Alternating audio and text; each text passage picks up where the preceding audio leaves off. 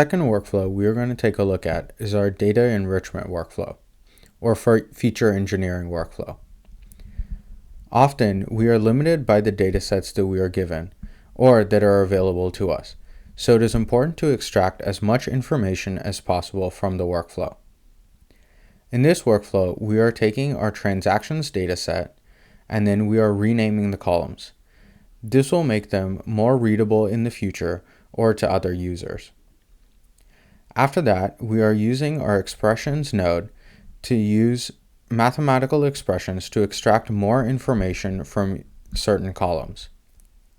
This will improve our modeling in the future and the understandability and availability. After that, we are using our case 1 node to do some data cleaning. Then we are selecting the columns which we want to use in the future and removing those that we do not.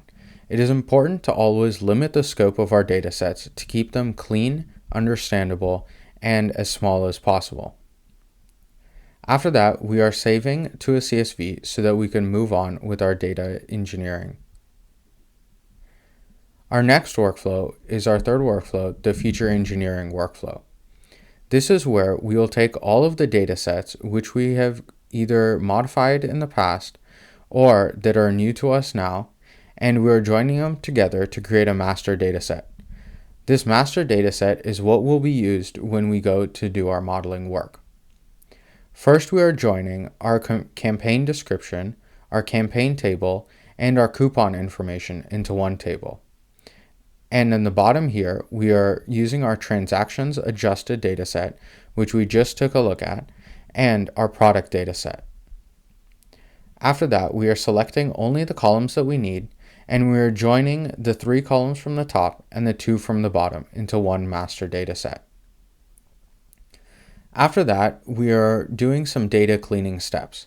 We are filtering out the unnecessary rows, again selecting only the columns that we need, and then after that, we are using math expressions and casting our columns to the correct data type.